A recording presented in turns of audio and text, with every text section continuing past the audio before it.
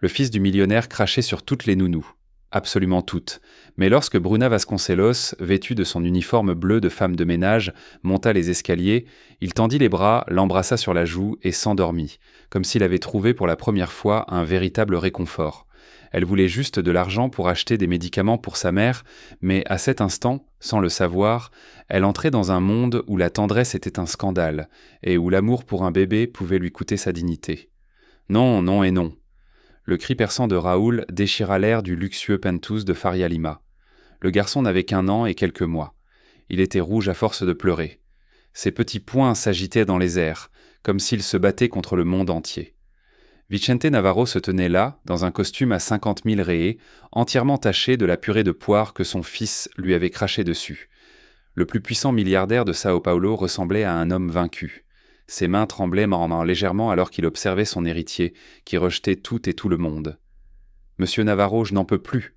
cria Amanda, la nounou engagée il y a à peine une semaine. C'était la 8e en 2 mois. « Cet enfant n'est pas normal. Il me mord, il me griffe, il me crache dessus. Je démissionne. » La femme de 40 ans, diplômée en pédagogie et forte de 15 ans d'expérience, jeta son tablier au sol et sortit en claquant la porte. Le son de ses talons résonna dans le couloir, jusqu'à disparaître dans l'ascenseur. Vicente regarda son fils qui continuait de pleurer désespérément dans son berceau importé d'Italie. L'appartement de 500 mètres n'avait jamais semblé aussi vide et froid. « Raoul, s'il te plaît, papa est là » murmura Vicente en tendant les bras pour prendre le garçon. Mais Raoul se recula, rejetant son corps en arrière et augmentant le volume de ses pleurs. C'était toujours comme ça. Depuis la mort de Livia, 1 an plus tôt, le garçon n'acceptait personne, ni son père, ni les nounous qualifiés, ni les infirmières privées. Vicente s'assit dans le fauteuil en cuir à côté du berceau et passa ses mains dans ses cheveux grisonnants. Il avait 52 ans et dirigeait un empire financier qui brassait des milliards. Il pouvait acheter des entreprises entières d'un simple coup de téléphone, mais il ne parvenait pas à calmer son propre fils. « Mon Dieu, Livia, que dois-je faire ?» murmura-t-il en regardant le portrait de sa femme sur la table de chevet. « Il ne m'accepte pas, il n'accepte personne. Il devient un enfant aigri et je ne sais pas comment l'aider. » Les pleurs de Raoul se calmèrent un peu, comme s'il avait entendu le désespoir dans la voix de son père. Vicente profita de ce moment pour s'approcher à nouveau. « Maman te manque, n'est-ce pas, mon fils ?» Vicente toucha tendrement la petite main du bébé. « Elle me manque aussi. Elle me manque chaque jour que Dieu fait. » Raoul regarda son père de ses petits yeux verts, pleins de larmes. Un instant, Vicente crut qu'un lien s'était enfin établi, mais le garçon recommença à pleurer, plus fort qu'avant. Monsieur Navarro, la voix de l'intendante, Doña Carmen, se fit entendre depuis le seuil. « Excusez-moi de vous déranger, mais la société de nettoyage a appelé. Il y a un problème avec l'employée du matin. Elle ne peut pas venir aujourd'hui. » Vicente soupira. « Et maintenant ? La maison est en désordre à cause de toute cette agitation avec la nounou. Ils vont envoyer quelqu'un de l'équipe de nuit pour la remplacer, une jeune fille nommée Bruna.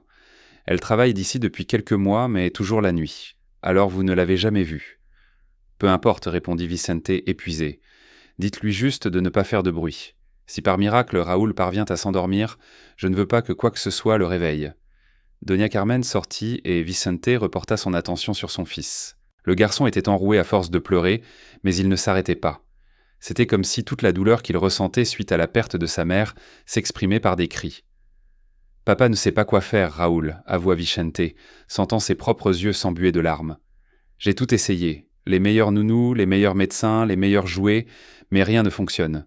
Tu ne veux rien de ce que je t'offre. » Vicente prit son téléphone et appela son assistante. « Sandra, je veux que vous annuliez toutes mes réunions de la semaine prochaine. Je reste à la maison jusqu'à ce que j'aie résolu cette situation avec mon fils. » « Mais monsieur, vous avez la réunion avec les investisseurs japonais ?»« Annulez tout !» cria Vicente, perdant patience. « Mon fils est plus important que n'importe quelle affaire. » Il raccrocha et retourna vers le berceau. Raoul commençait à fatiguer, mais il pleurnichait encore doucement. Vicente tenta une nouvelle fois de prendre le garçon dans ses bras, mais Raoul se recroquevilla et se remit à pleurer. « Tout va bien, mon fils. Papa restera à tes côtés jusqu'à ce que tu te calmes, » dit Vicente en s'asseyant par terre à côté du berceau. « Je ne bougerai pas d'ici, c'est promis. » Ainsi, l'homme le plus influent de Sao Paulo resta assis sur le sol en marbre du penthouse, écoutant les pleurs inconsolables de son fils et se sentant le père le plus malchanceux du monde. Bruna Vasconcelos était dans l'ascenseur de service, montant au dernier étage du bâtiment le plus luxueux de Faria Lima. Elle tenait fermement son chariot de nettoyage et essayait de ne pas penser à sa fatigue. Elle n'avait dormi que 3 heures après avoir passé toute la nuit à l'hôpital avec sa mère. « Ma fille, tu dois te reposer un peu », lui avait dit l'infirmière le matin. « Ta mère est stable, rentre chez toi. » Mais Bruna n'avait pas de maison où aller. Elle avait un travail à faire. Il y avait toujours du travail. C'était comme ça depuis qu'ils avaient découvert la maladie rare de sa mère, 6 mois plus tôt. Chaque centime supplémentaire qu'elle gagnait était consacré aux médicaments expérimentaux non couverts par l'assurance maladie. L'ascenseur s'arrêta au 42e étage et Bruna sortit avec son chariot. Elle connaissait bien ce couloir de service. Elle travaillait ici depuis 4 mois, toujours la nuit quand les résidents dormaient. C'était un travail calme et solitaire, exactement ce qu'elle aimait. Mais aujourd'hui, quelque chose n'allait pas. Un bruit sourd provenait de l'appartement de M. Navarro, des cris d'enfants et des voix d'adultes agités. Bruna rangeait ses produits de nettoyage dans un placard quand elle entendit des pas pressés dans le couloir principal. Une femme bien habillée, sur des talons, passa en courant vers l'ascenseur. « Je l'avais prévenu que ça ne marcherait pas », disait la femme au téléphone, visiblement irritée. « Cet enfant est impossible, aucune nounou ne peut le supporter. Ce garçon est un cas désespéré. » La femme entra dans l'ascenseur et disparut. Bruna resta là, pensant à ce qu'elle avait entendu. Elle savait que M. Navarro était veuf et avait un jeune fils. Doña Carmen, l'intendante, avait déjà mentionné les difficultés qu'il rencontrait pour s'occuper seul de l'enfant. Les pleurs du bébé continuaient de s'échapper de l'appartement. C'était un son déchirant, désespéré et inconsolable. Bruna ne connaissait que trop bien ce genre de pleurs. C'était le même son qu'elle-même faisait dans son enfance, après le départ de son père, les laissant, elle et sa mère, seuls au monde. « Ce garçon souffre », se murmura-t-elle en préparant ses chiffons. Bruna avait grandi à Capamo-Redondo, dans une petite maison où l'argent manquait toujours. Sa mère, Dalva, travaillait comme femme de ménage dans 3 maisons différentes pour payer les factures. Souvent, Bruna restait seule, pleurant le manque de sa mère et la peur de ce qui pourrait arriver. « Ne pleure pas, ma chérie », disait toujours Dalva en rentrant à la maison et en trouvant Bruna les yeux rouges. « Maman est là, tout ira bien. » Et c'était le cas. Dans les bras de sa mère, Bruna se sentait en sécurité et aimée. Voilà ce dont ce bébé avait besoin, pensa-t-elle, quelqu'un pour qu'il se sente en sécurité. Les pleurs cessèrent quelques minutes et Bruna crut que l'enfant s'était endormi, mais ils reprirent bientôt, encore plus fort qu'avant. Elle entendait la voix de M. Navarro essayant de calmer son fils, mais rien ne semblait fonctionner. Bruna finit de préparer son matériel et commença à nettoyer le couloir de service. C'était un travail simple, mais elle le faisait avec soin et diligence. Elle devait garder cet emploi. C'était le meilleur qu'elle ait jamais eu. Et le salaire l'aidait énormément pour les frais d'hôpital. Tout en passant la serpillière, elle pensait à sa mère allongée dans ce lit blanc, devenant chaque jour plus mince et plus faible. Les médecins avaient dit que le traitement expérimental était sa seule chance, mais il coûtait une fortune. Bruna fit ses comptes mentalement. Avec son salaire de femme de ménage et l'argent qu'elle gagnait en lavant le linge de ses voisins, elle ne pouvait payer que la moitié de ce qui était nécessaire. « Mon Dieu, donnez-moi la force de trouver le reste », pria-t-elle en silence. « Je ne peux pas perdre ma mère, elle est tout ce que j'ai. » Son téléphone vibra. C'était un message de l'infirmière de l'hôpital. « Bruna, ta mère s'est réveillée et te réclame. Elle va bien, mais elle veut te voir. » Bruna sourit pour la première fois de la journée. Dalva s'était réveillée et la demandait. Cela signifiait qu'elle allait mieux. Peut-être que le médicament fonctionnait. Les pleurs du bébé continuaient. Plus faibles maintenant, comme si l'enfant s'épuisait. Bruna finit de nettoyer le couloir et rangea son chariot dans le placard. Demain, elle reviendrait pour un autre service, espérant rassembler un peu plus d'argent pour sauver la vie de sa mère. Mais pour une raison quelconque, elle ne pouvait s'empêcher de penser à ce bébé qui pleurait seul dans ce luxueux penthouse. L'argent n'était pas tout dans la vie. Parfois, l'homme le plus riche du monde pouvait être le plus pauvre en amour. Il était 2 heures du matin quand le téléphone de Bruna sonna. Elle finissait de plier le linge qu'elle avait lavé pour une voisine quand elle vit le nom de la directrice de la société de nettoyage sur l'écran. « Bruna, j'ai besoin que tu ailles à Faria Lima tout de suite, » dit Doña Rita. « Un tuyau a éclaté dans l'appartement de M. Navarro et ça inonde tout. L'employé du matin est tombé malade et tu es la seule disponible. » Bruna regarda l'heure. Elle venait de rentrer de l'hôpital où elle avait passé toute la soirée avec sa mère. Dalva allait un peu mieux, mais elle était encore très faible. « Je peux y aller.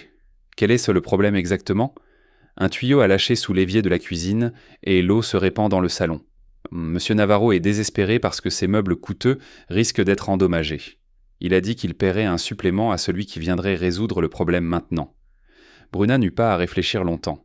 Cet argent supplémentaire était exactement ce dont elle avait besoin. J'y vais. 40 minutes plus tard, elle était dans l'ascenseur de service, montant avec un chariot rempli d'équipements anti-inondation. Doña Carmen l'accueillit à la porte de service, l'air très inquiète. « Quelle bonne chose que tu sois venue, Bruna. La situation est terrible. L'eau a déjà atteint le salon. »« Où est Monsieur Navarro ?»« Dans sa chambre, il essaie d'endormir Raoul.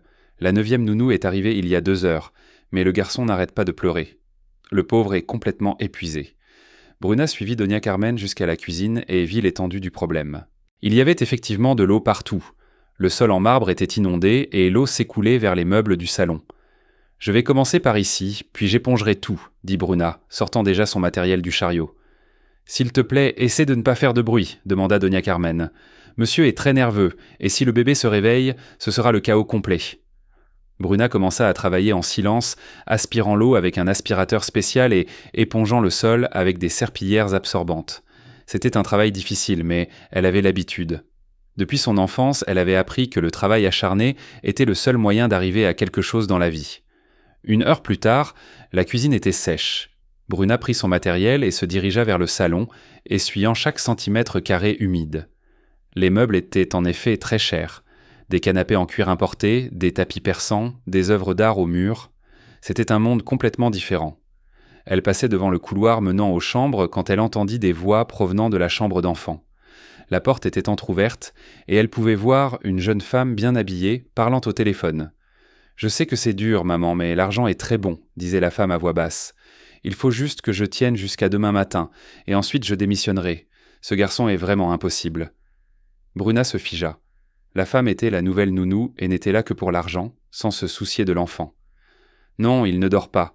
Il est là dans son berceau, il se tourne et fait des bruits étranges. Tôt ou tard, il va recommencer à pleurer. Alors je ferai semblant de me réveiller et j'irai le calmer. » Bruna sentit la colère monter en elle. Comment pouvait-on être aussi froide avec un enfant qui, de toute évidence, souffrait? À cet instant, Raoul se réveilla et vit la nounou au téléphone dos à lui. Son petit visage se crispa, et Bruna sut qu'il allait pleurer d'une seconde à l'autre. Mais avant que cela n'arrive, ses yeux verts rencontrèrent les siens à travers l'entrebâillement de la porte. Le temps sembla s'arrêter. Raoul la regardait avec une curiosité que Bruna n'avait jamais vue dans les yeux d'un si petit enfant. C'était comme s'il savait qu'elle était différente des autres personnes qui étaient passées par là. Instinctivement, Bruna porta un doigt à ses lèvres et murmura doucement « Tout va bien, mon ange ». À sa grande surprise, Raoul ne pleura pas. Au lieu de cela, il se leva lentement dans son berceau, s'agrippant au barreau, et continua de la fixer. Ses petits yeux brillaient d'une intelligence surprenante pour un si jeune enfant.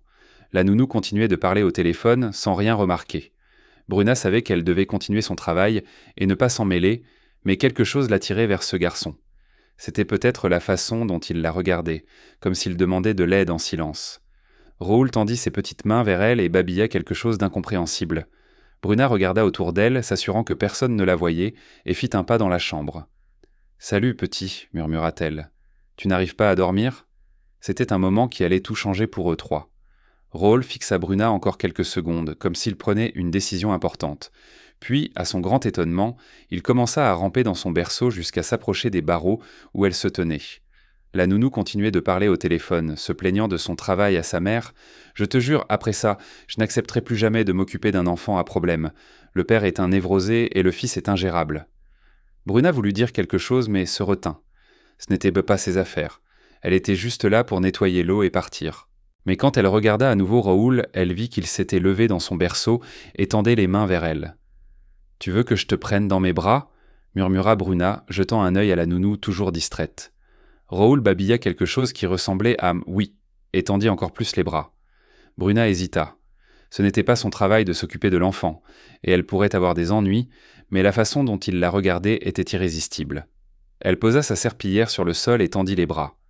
Raoul se jeta immédiatement en avant, avec une confiance totale dans le fait qu'elle l'attraperait. Bruna le prit avec précaution, surprise de voir à quel point il était léger et petit. « Salut, petit ange » lui chuchota-t-elle à l'oreille. « Tu es très intelligent, n'est-ce pas ?» Raoul se blottit contre elle, comme si c'était l'endroit le plus naturel du monde. Ses petites mains s'agrippèrent au simple t-shirt de Bruna et il posa sa tête contre son épaule. Pour la première fois depuis l'arrivée de Bruna, le garçon semblait complètement détendu. « Comment peux-tu être si beau et si doux ?» marmonna Bruna, se balançant légèrement, pour le calmer encore plus. Je parie que tu veux juste un peu de tendresse, c'est ça ? À ce moment, la nounou termina sa conversation et se retourna.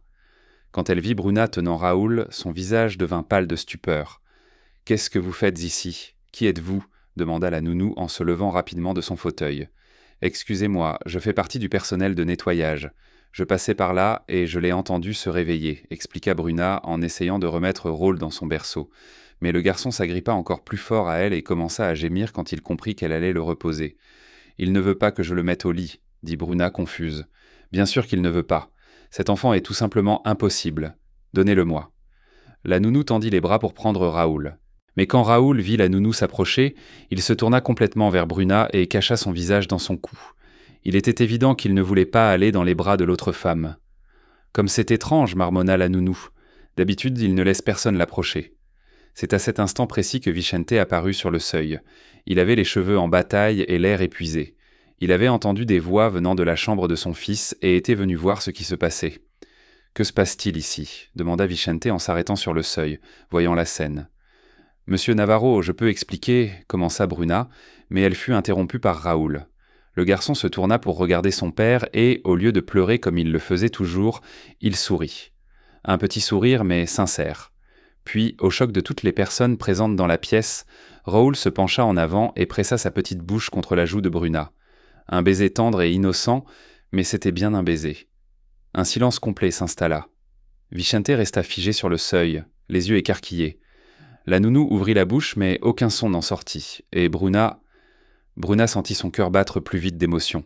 « Il t'a embrassé, » murmura Vicente, comme s'il n'en croyait pas ses yeux. « Je ne sais pas pourquoi il a fait ça, » balbutia Bruna, complètement confuse. « Il n'a jamais fait ça avec personne, » continua Vicente en s'approchant lentement. « Même avec moi, il ne le fait pas. » Raoul regarda son père, puis Bruna, comme s'il les comparait, puis il tendit une petite main vers Vicente, mais continua de s'agripper au t-shirt de Bruna de l'autre. « Papa » babilla distinctement Raoul, surprenant tout le monde. Vicente s'approcha et toucha tendrement la petite main de son fils. « Salut, mon petit, tu vas bien ?» Raoul sourit à nouveau et, cette fois, embrassa la main de son père. C'était comme si la présence de Bruna l'avait suffisamment calmé pour qu'il accepte aussi l'affection de Vicente. « Qui êtes-vous » demanda Vicente à Bruna, la voix pleine d'émotion. « Bruna Vasconcelos, monsieur. Je suis femme de ménage. J'étais ici à cause du problème de tuyauterie. » Vicente regarda son fils, qui était complètement détendu dans les bras de cette femme qu'il venait de rencontrer, et prit une décision qui allait changer leur vie à tous. Vicente ne pouvait détacher ses yeux de la scène. Son fils, qui avait rejeté tout le monde pendant des mois, était blotti sur les genoux d'une femme de ménage, comme si c'était la chose la plus naturelle au monde. Raoul jouait avec les doigts de Bruna et souriait. Vicente n'avait pas vu cela depuis si longtemps qu'il en avait oublié le plaisir que c'était. « Avez-vous de l'expérience avec les enfants ?» demanda Vicente en s'approchant. « J'ai gardé beaucoup d'enfants de mon quartier quand j'étais plus jeune, » répondit Bruna en berçant doucement Raoul. « Mais je n'ai jamais travaillé comme nounou professionnelle. » La nounou engagée se tenait là, visiblement mal à l'aise. « Monsieur Navarro, je devrais peut-être y aller. Le garçon la préfère, de toute évidence. » Vicente regarda la femme qui avait promis de prendre soin de son fils et sentit la colère monter. Elle n'était là que pour l'argent, sans aucun amour réel pour Raoul. « Vous pouvez y aller. Votre travail ici est terminé. » La nounou ne se fit pas prier, prit son sac et quitta la pièce sans un regard en arrière. « Monsieur, je dois continuer mon travail, » dit doucement Bruna en essayant de ne pas réveiller Raoul qui somnolait sur ses genoux. « Il y a encore de l'eau à nettoyer. » « Oubliez l'eau, » répondit Vicente, prenant une décision qu'il savait être la bonne. « J'ai besoin de vous parler. » Bruna le regarda avec curiosité, Vicente rapprocha une chaise et s'assit en face d'elle. « Mon fils n'accepte personne depuis la mort de sa mère. J'ai déjà engagé 9 nounous différentes, toutes avec d'excellentes références et diplômes. Aucune n'a réussi à créer un lien avec lui. Peut-être a-t-il juste besoin de temps pour s'habituer, suggéra Bruna. Ce n'est pas seulement ça. Il me rejette moi aussi. Raoul ne fait que pleurer quand je suis là. J'ai même commencé à penser qu'il me détestait. » Bruna regarda le garçon endormi dans ses bras. « Il ne vous déteste pas, monsieur. Un enfant de cet âge ne sait pas ce qu'est la haine. Il souffre et ne sait pas comment l'exprimer. Qu'est-ce qui vous permet d'en être si sûr ?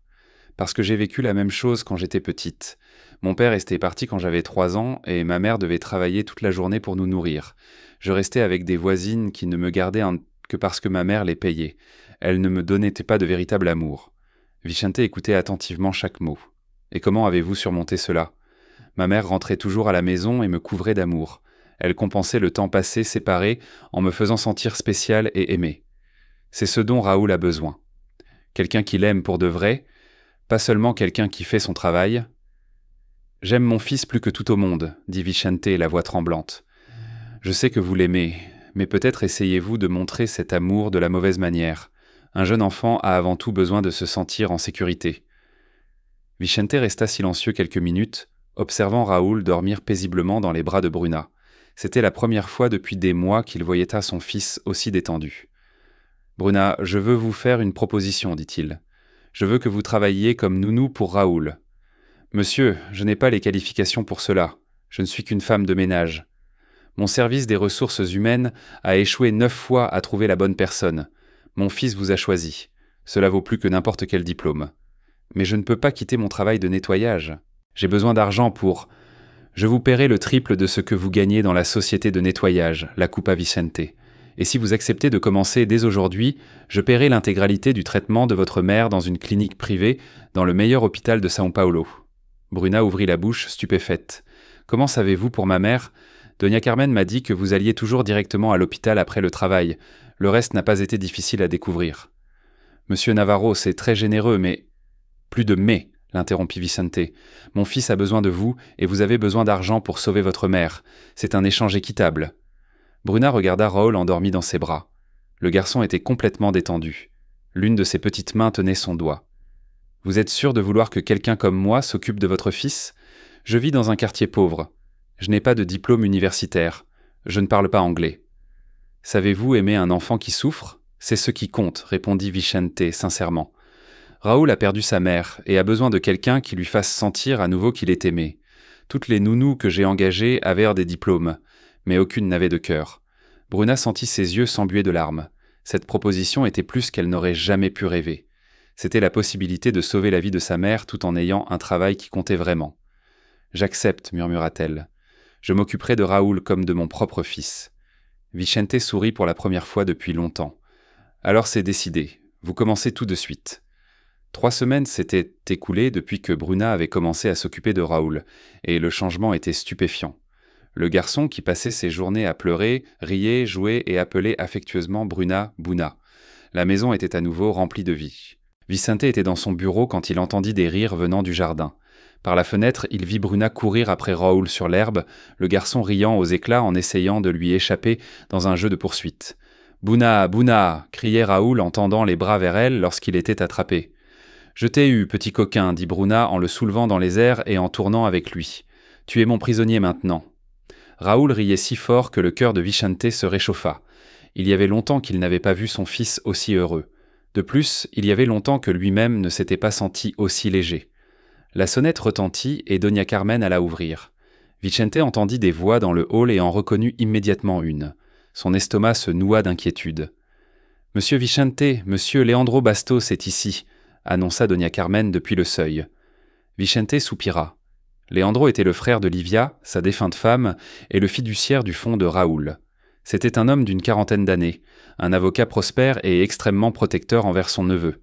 « Faites-le entrer. » Leandro apparut sur le seuil quelques secondes plus tard. C'était un homme grand et élégant, toujours impeccablement habillé, mais aujourd'hui son visage était sérieux et préoccupé. « Vicente, nous devons parler, » dit-il sans préambule. « Bien sûr, Leandro, assieds-toi. Veux-tu boire quelque chose ? » « Non, merci, je suis venu parler de Raoul. » Vicente se cala dans son fauteuil, se préparant à ce qui allait suivre. Il connaissait Leandro depuis 15 ans et savait qu'il ne se déplaçait que lorsque quelque chose le préoccupait profondément.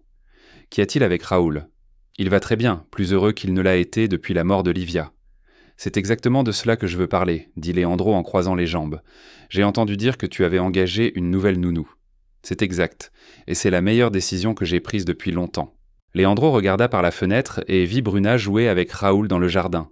Son expression devint encore plus sérieuse. « Une femme de ménage, Vicente ? Tu as mis une femme de ménage pour veiller sur l'héritier des Navarro ? J'ai mis une femme qui aime mon fils pour s'occuper de lui. Son ancienne profession n'a aucune importance. »« Bien sûr qu'elle en a, » s'indigna Leandro. « Raoul est l'avenir de cette famille. Il héritera d'un empire qui a mis des décennies à se construire.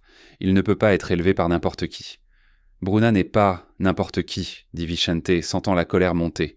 Elle a réussi à redonner le sourire à mon fils. Elle l'a aidé à m'accepter comme père. Cela vaut plus que tous les diplômes du monde. Vicente, je comprends que tu lui sois reconnaissant, mais pense à l'avenir. Quelle éducation cette femme peut-elle lui donner? Quelles valeurs va-t-elle lui enseigner? Les valeurs d'amour et de sollicitude, exactement ce dont il a besoin maintenant. Leandro se leva et commença à arpenter la pièce. Tu ne penses pas rationnellement, tu laisses la gratitude obscurcir ton jugement. Mon jugement est parfaitement clair.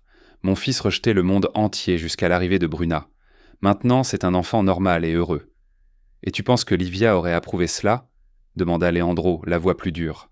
Ma sœur rêvait de voir Raoul grandir entouré des meilleures influences, de la meilleure éducation, pas élevé par une femme de la banlieue qui sait à peine lire. Vicente se leva brusquement. Ne parle pas de Livia comme si tu savais ce qu'elle aurait pensé, et n'insulte pas Bruna chez moi. Désolé si j'ai été brusque, mais je suis inquiet. Raoul était mon neveu et aussi ma responsabilité légale en tant que fiduciaire de son fonds.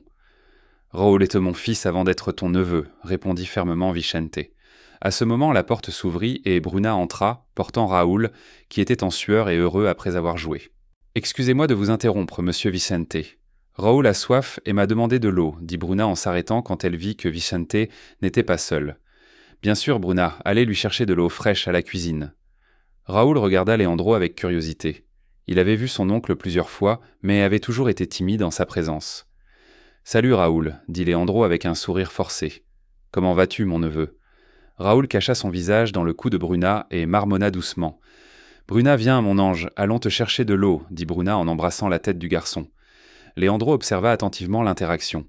Il vit comment Raoul s'accrochait à Bruna, comment il l'embrassait tendrement, comment elle le traitait avec une affection sincère, et cela l'inquiéta encore plus. Quand Bruna sortit avec Raoul, Leandro se tourna vers Vicente. « Tu as vu comment il s'est comporté avec moi? Raoul me reconnaît à peine. Je suis son oncle, mais il préfère cette femme parce qu'elle passe toute la journée avec lui. Leandro, il est naturel qu'il ait plus d'affinité avec celle qui s'occupe de lui. C'est exactement ce qui m'inquiète. Elle efface le souvenir de Livia, elle prend une place qui devrait être sacrée. Bruna n'efface rien, s'énerva Vicente. Elle aide mon fils à revivre. Et si elle avait des arrière-pensées? Et si elle s'intéressait à ta fortune? Bruna n'est pas comme ça, c'est une personne honnête et respectable. Vicente, tu es naïf. Une femme pauvre et jolie qui s'occupe d'un veuf riche. C'est la plus vieille histoire du monde. Ça suffit, frappa Vicente du poing sur la table. Je ne t'écouterai pas diffamer une femme qui n'a apporté que du bien à ma famille. Leandro prit une profonde inspiration, essayant de se calmer. Désolé, Vicente, je ne veux pas me disputer avec toi. Je m'inquiète juste pour l'avenir de Raoul. L'avenir de Raoul est assuré. Il a un père qui l'aime et maintenant il a quelqu'un qui s'occupe de lui avec amour. C'est tout ce dont un enfant a besoin. J'espère que tu as raison, dit Leandro en prenant sa veste. Mais je garderai un œil sur la situation. Si quelque chose me semble anormal, je prendrai les mesures nécessaires pour protéger Raoul. Tu peux être tranquille, il n'y a rien d'anormal ici. Leandro partit sans dire au revoir, laissant Vicente avec un sentiment désagréable. Il connaissait suffisamment son beau-frère pour savoir qu'il n'abandonnerait pas facilement. 2 semaines plus tard, Vicente prenait son petit déjeuner quand son téléphone portable se mit à sonner avec insistance. C'était Sandra, son assistante, et à son ton, quelque chose n'allait vraiment pas.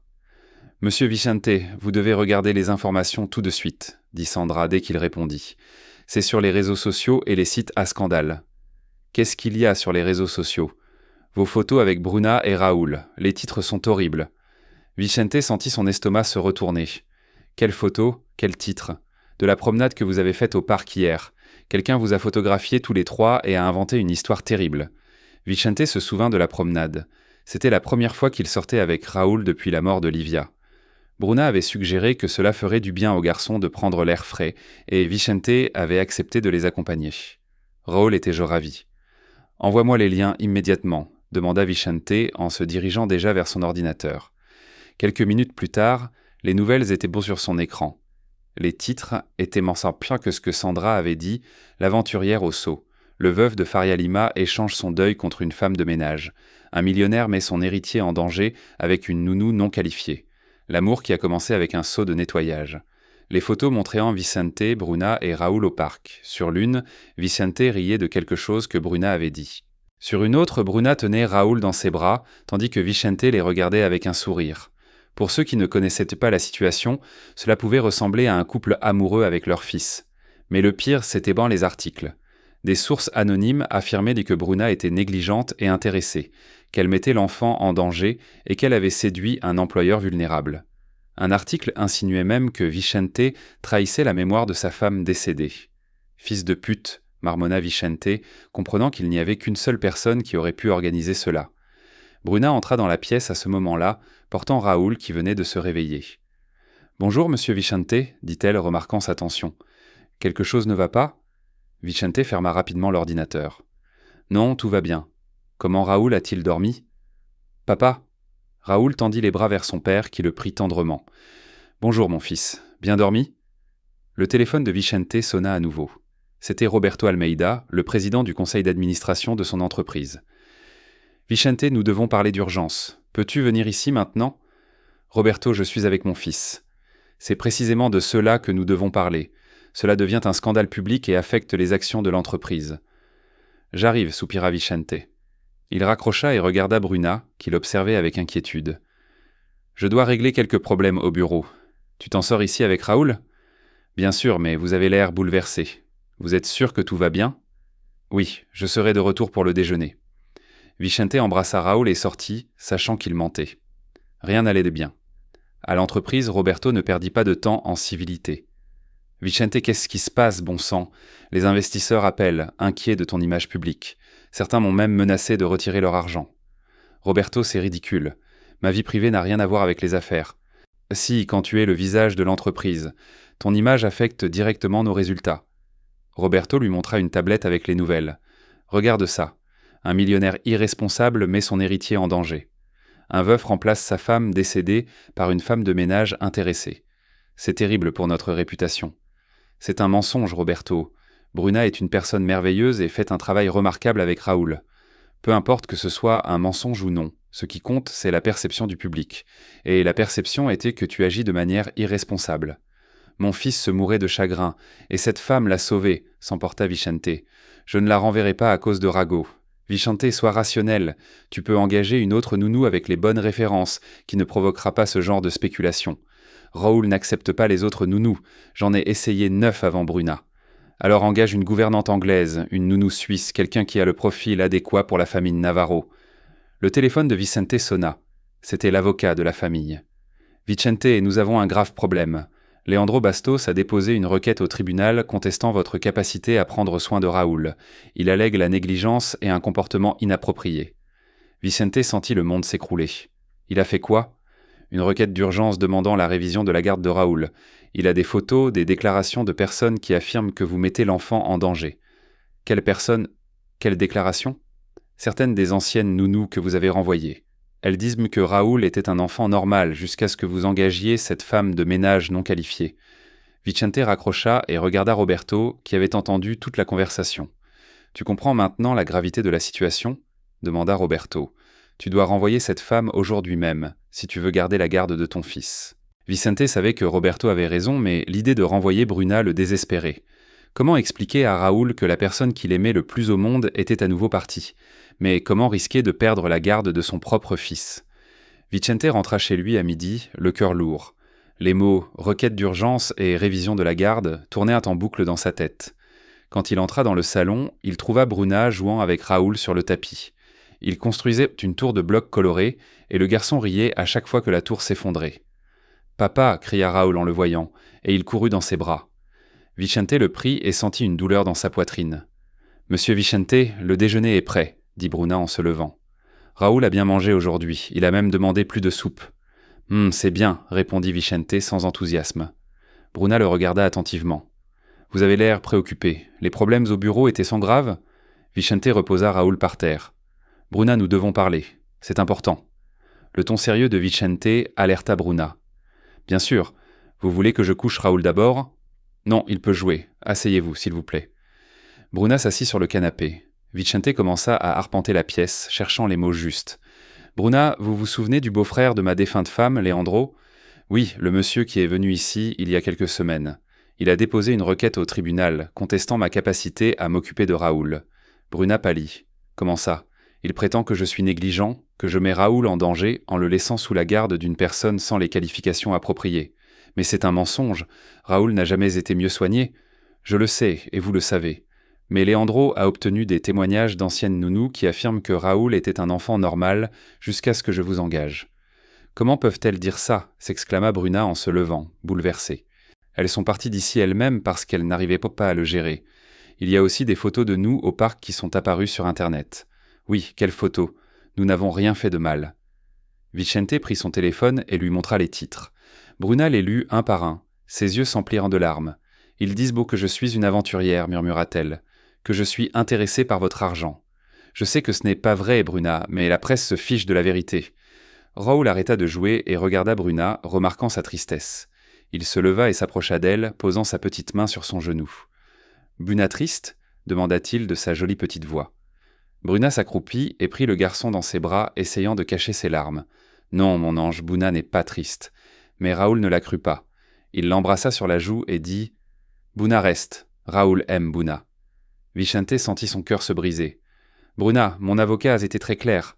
Pour que j'aie une chance de garder la garde de Raoul, je dois paraître être un père stable et responsable. » « Et je vous fais passer pour irresponsable, » termina Bruna d'une voix tremblante. « Ce n'est pas ça. »« Si, c'est ça, monsieur Vicente. Je comprends, une pauvre femme de ménage n'est pas apte à s'occuper de l'héritier de la famille Navarro.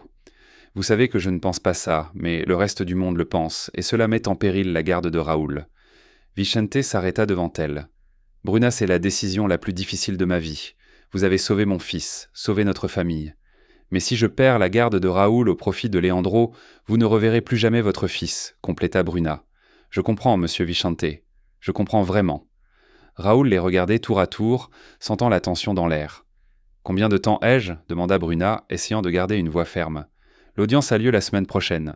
Mon avocat a dit qu'il vaudrait mieux que vous ne soyez plus là lorsque le juge mènera son enquête. »« Je comprends, » acquiesça Bruna en embrassant la tête de Raoul. « Je vais faire mes affaires.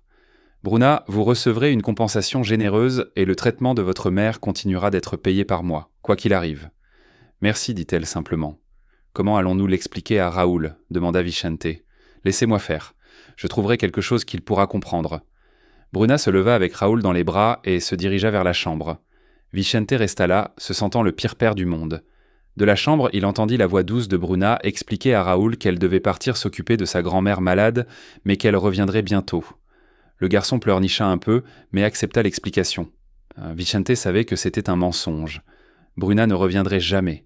Et Raoul mettrait beaucoup de temps à comprendre pourquoi une autre personne qu'il aimait avait disparu de sa vie. 3 jours s'étaient écoulés depuis le départ de Bruna, et la maison des Navarro était redevenue un lieu triste et silencieux. Raoul pleurait constamment, demandant après Bruna et refusant de manger. Vicente avait engagé une nouvelle nounou, diplômée en pédagogie, mais le garçon la rejetait complètement. « Où est Bruna ?» demandait Raoul des dizaines de fois par jour. Ses petits yeux étaient en rouge de larmes. « Bruna s'occupe de sa grand-mère, tu te souviens. Mais elle reviendra bientôt, » mentait Vicente, le cœur brisé. À l'hôpital, Bruna passait ses journées auprès de sa mère, dont l'état s'était aggravé. L'argent que Vicente lui avait donné en compensation couvrait le traitement, mais Bruna savait qu'il ne durerait pas éternellement. « Ma chérie, tu es trop maigre, » dit Dalva depuis son lit d'hôpital. « Tu manges correctement ? » ?»« Oui, maman, ne t'inquiète pas pour moi. »« Et ce travail, comment va le petit garçon ?» Bruna sentit ses yeux s'embuer. Elle n'avait pas raconté à sa mère ce qui s'était réellement passé. « Il va bien, maman, il grandit et apprend de nouvelles choses. Tu parlais de lui avec tant de chaleur, on aurait dit que tu t'étais vraiment attaché. »« Oui, je me suis attaché. Raoul est un garçon spécial. Le matin de l'audience, Vicente était plus nerveux qu'il ne l'avait jamais été. « Rappelez-vous, Vicente, dit son avocat, docteur Marcos, restez calme et ne répondez qu'aux questions posées. Ne vous laissez pas provoquer par Leandro. »« Je suis prêt. » La salle d'audience était pleine. Leandro avait amené 2 avocats et une pile de documents. « Votre honneur, commença Leandro lorsqu'il fut invité à parler. Je suis ici aujourd'hui préoccupé par le bien-être de mon neveu, Raoul Navarro. Depuis la mort de ma sœur, j'observe avec une inquiétude croissante les décisions irresponsables de mon beau-frère. » Vicente serra les poings. La plus grave de ces décisions a été d'engager une femme de ménage sans aucune qualification pour s'occuper d'un enfant d'à peine 1 an. Une femme de la banlieue, sans éducation appropriée, sans connaissance des premiers secours. « Votre honneur, l'avocat de Vicente se leva. « Laissez M. Bastos terminer, dit le juge. Comme le montrent les témoignages des nounous précédentes, continua Leandro, Raoul était un enfant normal qui s'ennuyait simplement de sa mère. Mais après l'arrivée de cette femme, il est devenu dépendant d'elle de manière maladive. De plus, les photos parues dans la presse montrent mon beau-frère dans des situations inappropriées avec cet employé, suggérant une relation qui dépasse le cadre professionnel. C'est préjudiciable à l'éducation morale de Raoul. C'est un mensonge. Vicente ne put se retenir. « Monsieur Navarro, s'il vous plaît », l'avertit le juge. Leandro sourit, satisfait. « Votre honneur, je demande que la garde de Raoul me soit transférée. Je peux lui offrir la stabilité et l'éducation appropriée. » Lorsque vint le tour de la défense, docteur Marcos se leva calmement. « Votre honneur, j'aimerais tout d'abord appeler un témoin. » « Quel témoin ?»« Docteur Elena Santos, infirmière en chef de l'hôpital San José. » Vicente regarda son avocat, surpris. Une femme d'une 50aine d'années entra dans la salle et prêta serment. « Docteur Elena, commença docteur Marcos, connaissez-vous monsieur Leandro Bastos ? » ?»« Oui, je le connais. »« Dans quelles circonstances ? » ?»« Il m'a contacté il y a 2 semaines avec une proposition très étrange. » Leandro pâlit. « Quel genre de proposition ? » ?»« Il m'a offert de l'argent pour que je mente au sujet de Bruna Vasconcelos, pour que je dise qu'elle avait abandonné sa mère malade à l'hôpital. » Des murmures parcoururent la salle. « Et qu'avez-vous répondu ? » ?»« Que je ne ferai jamais une chose pareille. Bruna est l'une des filles les plus dévouées que j'ai vues. Elle passe chaque jour ici, s'occupant de sa mère avec amour et sollicitude. Monsieur Bastos vous a-t-il dit pourquoi il avait besoin de cette fausse information ? Il a dit qu'il devait prouver que Bruna était une personne irresponsable afin de l'éloigner de son neveu. Autre chose, docteur ? Oui. Bruna m'a parlé de son travail de nounou. Elle parlait du petit Raoul avec tant d'amour qu'on aurait dit son propre fils. Le juge regarda sévèrement Leandro. « Monsieur Bastos, avez-vous une explication à cela ?» Leandro tenta de répondre, mais bégaya. « J'essayais juste de protéger mon neveu. » En essayant de soudoyer un témoin pour fournir de fausses preuves ? Pas exactement. Le juge frappa de son marteau. « Monsieur Bastos, je rejette votre requête. De plus, j'ordonne une enquête pour tentative de subornation de témoins. » Vicente ressentit un immense soulagement. Dès la fin de l'audience, il se précipita hors de la salle, appelant Sandra. « Sandra, trouvez dans quel hôpital se trouve la mère de Bruna, d'Alva Vasconcelos. C'est urgent. »« J'ai déjà vérifié, monsieur. Hôpital San José, chambre 412. » Vicente monta dans sa voiture et conduisit comme jamais il ne l'avait fait. Tout au long du trajet, il pensait à ce qu'il dirait à Bruna, comment il lui demanderait pardon d'avoir douté d'elle, comment il expliquerait sa lâcheté. Mais surtout, il pensait à Raoul, qui n'arrêtait pas de pleurer depuis son départ. Le garçon mangeait mal, ne jouait pas, répétant seulement « Bouna, Bouna ». Arrivé à l'hôpital, il courut dans les couloirs jusqu'à trouver la chambre. Par la fenêtre de la porte, il vit Bruna, assise près du lit, tenant la main d'une femme amaigrie. Vicente frappa doucement et entra. « Monsieur Vicente ?» Bruna le regarda surprise. « Que faites-vous ici ? Comment s'est passée l'audience ?»« Nous avons gagné, » dit Vicente, essoufflé. « Leandro a été démasqué. Le juge a rejeté sa requête. »« Démasqué ? Comment ?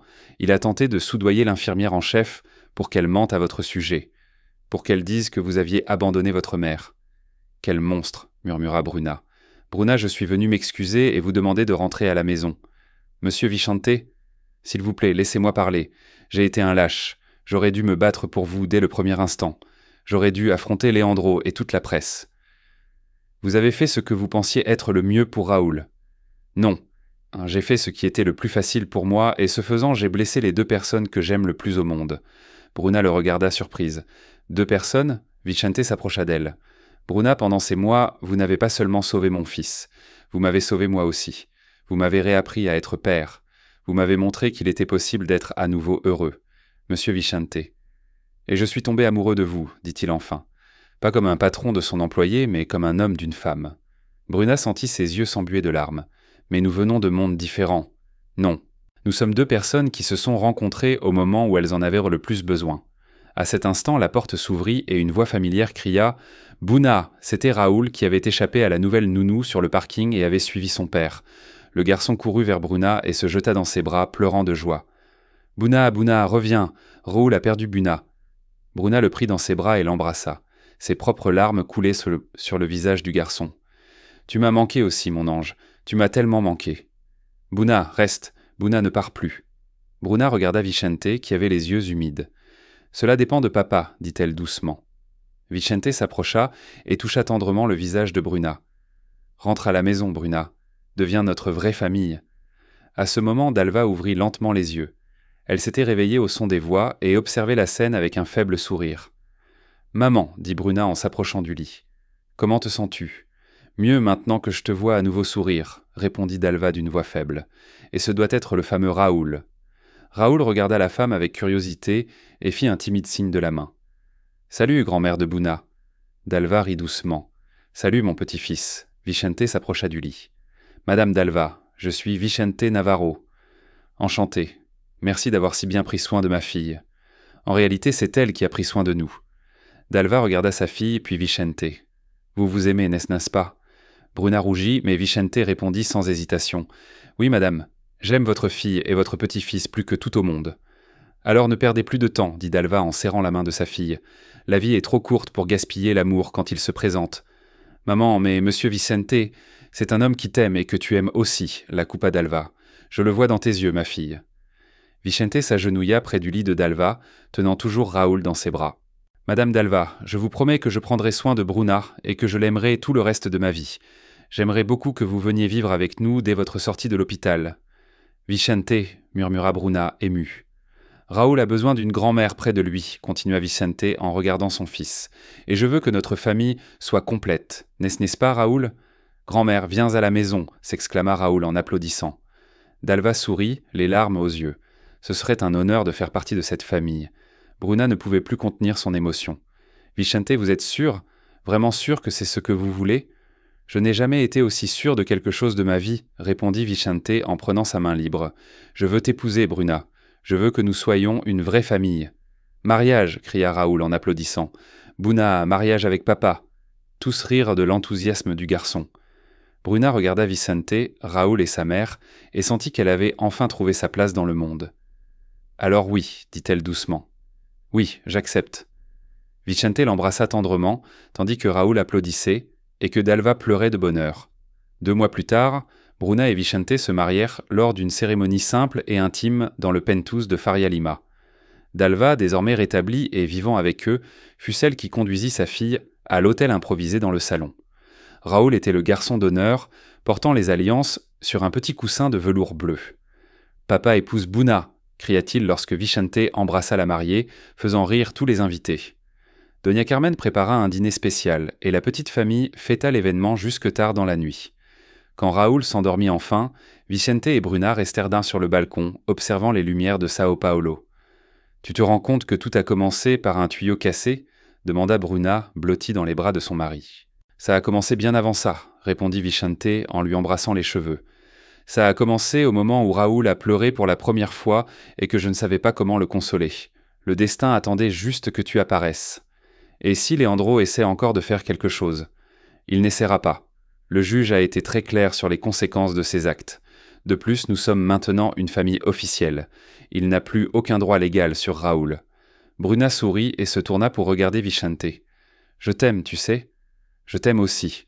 Toi et Raoul êtes le plus beau cadeau que la vie m'ait fait. » De la chambre, ils entendirent sans la voix endormie de Raoul. « Buna, papa ? » « Nous sommes là, mon ange, » répondit Bruna en entrant dans la chambre avec Vicente. Raoul était assis sur son lit, se frottant les yeux. « J'ai rêvé que Buna était reparti. »« C'était juste un cauchemar, mon fils, » dit Vicente en s'asseyant sur le lit et en caressant les cheveux du garçon. « Buna ne partira plus jamais. Elle fait partie de notre famille pour toujours maintenant. »« Pour toujours et à jamais, » confirma Bruna en l'embrassant sur le front.